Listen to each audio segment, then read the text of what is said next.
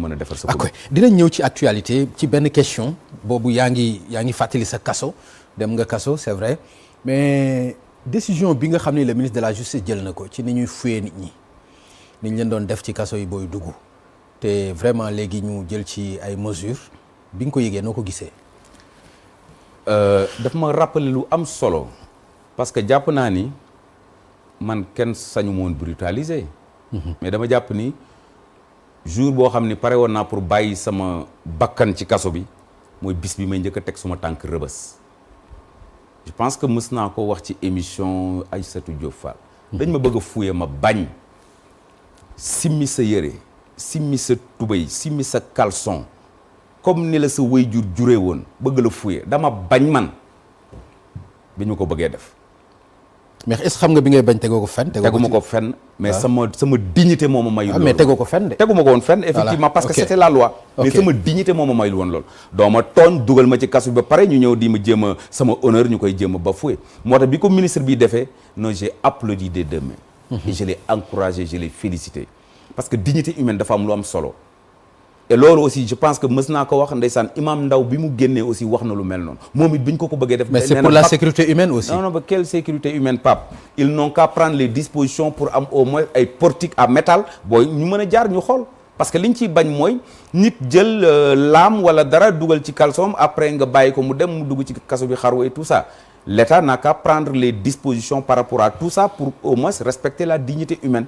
Donc vraiment le ministre de la Justice ñu ngi koy féliciter mais bon loolu c'est le contraire qui nous aurait déçus parce que au moins moom ku respecter droit de l'homme la te yàgg na jàppale ñi nga xamante ni ñoo doon waa Yewwi yi ak waa Pastef yi nga xamante ni vraiment daan nañ leen dugal ci kaso. donc daal décision boo apprécier la bu baax quoi boobu. je l'ai bien apprécié. d'accord alors ci leneen loo xam ni bëgg naa ñu dikk ci muy coow déclaration de patrimoine bi nga xam ni le président de l'Assemblée nationale yëkkati na ko. ay mesures yu bëri la du boobu rek quand même bi nga ko dégg naa aussi tey le ministre de la justice nee na nañ ko élargir ba ci le président de l'Assemblée nationale ak le premier ministre lu jëm ci déclaration de patrimoine ak lu jëm ci fonds politique yi fonds politique gis nga débat bi nga xam ne moo ci nekk mais ñu ñëw d'abord ci déclaration de patrimoine bi avant ñu ñëw ci fonds politique yi ak sortie yi nga xam ne am na ci yàgg nga ak président Abdoulaye Wade du ñàkk nga am ci expérience du ñàkk aussi nga xam ne di nga am loo ñu ci mun wax mais yéen bi nga xam ni le président de l'Assemblée nationale am na ko ci vraiment déclaration de patrimoine bi ñu élargir ko président de la République mu yaatal ko noo ko gisee. fonds politique yi ñuy élargir. non dinañ. déclaration de patrimoine déclaration. Oui, la déclaration de patrimoine ça a évolué hein. Parce que moi. ak yow personnellement en tant que maire aussi. Oui mais quand j'étais vice-président de l'Assemblée nationale j'avais déclaré. Mais là j'ai pas déclaré je vais le faire parce que maintenant je suis un assujetti. À l'époque c'était 1 milliard barème bi. Maintenant dañ ko wàccee ba 500 millions donc tous les maires jàpp naa ni tous les maires ou bien 98% des maires seront des assujettis donc vraiment on va se conformer. Et la particularité maintenant mooy chaque année da nga koy mise à jour hein. Donc du da ngay déclarer rek ba mandat bi jeex déedéet. Chaque année da ngay mise à jour. boo déclarer ni lii nga am at mii di ñëw da ngay mise à jour ñu xool ba xam yokk na wala yokkuwul donc loolu moo tax nag c'est important ñu war ko mën a siiwal. nañu siiwal les déclarations de patrimoine parce que il ne sert à rien ñu bàyyi ko OFNAC gars yi dugal ko seen benn coffre et tout ça ça n'a pas de sens ça ne permettra pas à la population de pouvoir évaluer est-ce que Bara Gaye li mu fi yokk jéggi na dayo wala jéggiwul dayo donc loolu je suis parfaitement d'accord tous les assujettis dañu war a def maintenant on n'a qu'à renforcer li nga xamante ni mooy les moyens de l'OFNAC pour que ñoom ñu mën a am benn ay mesures répressives pour contraindre les gens à le faire. Alors il y a beaucoup de gens aussi qui l'ont fait après ñu ne way système bi bëggee et tout ça donc gisuñu woon seen tour et tout ça donc yooyu yëpp c'est le début c'est important l'essentiel mooy nit ñi ñu ngi koy def et loolu lu am solo la maintenant par rapport au fonds politique Pape du ma ci mën dugg du ma ci mën dugg ndax dama jege woon trop le président Ablaye Wade le président Ablaye Wade Tafsir Thioye daf la mës a wax ni ci émission mu ne ñi nga xam dañoo dox diggante Bara Gaye ak président Ablaye Wade du ñu am jàmm ba kere ñii de parce que dafa xam ni président Abdoulaye bëggee woon Bara Gaye dafa xamoon sama relation man ak le président Wade. Président Wade je faisais partie des rares ministres de la République yu mu daan invité les dimanches au palais.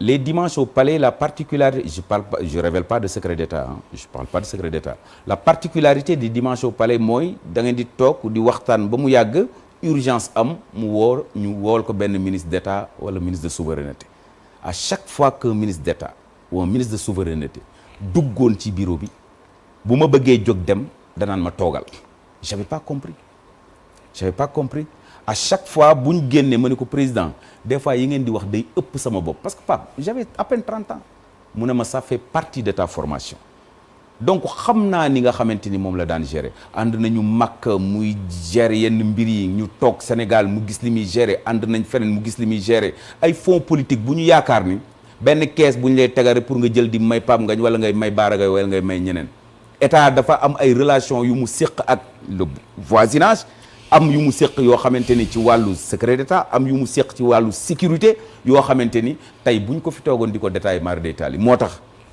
même bi ma nekkee Yewwi je n'ai jamais accepté de discuter bi ma nekkee Assemblée nationale je n'ai jamais accepté ñuy discuter li nga xamante ni moom mooy le budget de la défense ñun ñoo ko fa njëkk a instauré waa Yewwi xam nga rek sunu législature ni mu meloon ñu ñëw ñu ne non ministère yëpp la ñuy wax man leen attention de Senghor à Macky Sall en passant par Abdou Diouf et Abdoulaye Wade on n'a jamais discuté ces budgets là parce que ki nga xamante ni moo toog dëkkam di déggu ñu ne ko budget wu défense au Sénégal tant de milliards la tant de oto la ñu am tant hélicoptère la ñu am et tout ça moom mën na xam fan la fragile pour mu war bu la war a mën a attaquer.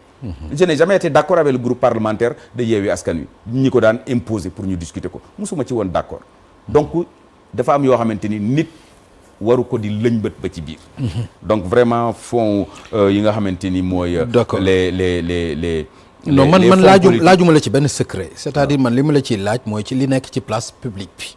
loolu laa bëgg ñu aborder ko moom ci sa xalaat laajuma la ci vraiment benn secret c'est-à-dire li ma la ciy laaj mooy dama dégg ñii ne premier ministre amul droit ci fonds politique ma dégg li ci Aly Ngouille Ndiaye wax ma dégg li ci Souleymane Ndéné Ndiaye wax bu yàgg ma dégg li ci bu yàggul plus yàgg na parce que ci émission bu mu defoon ak man la ma dégg ci li nga xam ni itam vraiment mi ngi ci digital bi viral ci Macky Sall mu ci Idrissa Seck donc loolu laa bëgg xam ci sa expérience ndax premier ministre dégg naa li Ousmane Sonko wax ci montant bi nga xam ni mi ngi ko doon jot débat boobu laa bëgg ñu aborder ko ma xam ci lan nga xalaat ci loolu. Pape mënuma ci xuus bien que li may xam bari na gis nga tey boo jëlee la loi de finance doo gis fenn fu ñu wax premier ministre fonds politique nii nangam et pourtant le premier ministre taxaw na ni am na 1,750 milliard. mën naa xam fi mu jógee te mën naa ko comprendre mais du ma ci wax mënuma ko wax c'est des secrets d'État Pape lépp loo xamante ni nekkul ci loi bi ñu koy voté yooyu ay démarches républicaines la yu mënta ñàkk la ci dëkk souvent président di ko def donc boo ko bëggee di lëñ ba di xooli tout ça on n'a qu'à changer la loi mais bëgg di wax bay wax na mu daan demee. donc on n'a qu'à changer la loi. on n'a qu'à changer la loi kon d'accord nga par exemple d'accord nga proposition de loi yi ñu yóbbu assemblée. aw ma lu may d'accord aw ma lu may ñàkk d'accord. non il faut nga wax lu leer. dama lay wax lu non leer boo nee nañu changer loi bi ñu nekk ci changer loi bi nga naan aw ma lu may d'accord rek lu ma dul d'accord. Pape waaw. Pape bu fekkente ni dañoo bëgg premier ministre di ko am. président de l'Assemblée nationale di ko am. waxuñu duñ ko am nañ ko leeral fi muy dugg loolu la ministre de la défense di ko am. waaw donc loolu ils n'ont qu'à changer la loi. ci la ñu nekk. parce que c'est mais ci la ñu nekk ànd nga ci laa bëgg a xam. aw ma lu may ànd ak lu ma dul ñàkk ànd ci loolu. aw ma lu may ànd ak lu may ñàkk ànd ci loolu. ils n'ont qu'à changer la loi le moment venu bu fekkente ni y a un projet de loi ou une proposition de loi ci lu mel noonu incha allah bu ma ci war a joxe sama xalaat dinaa joxe sama xalaat mais du ma xam na mu daan demee.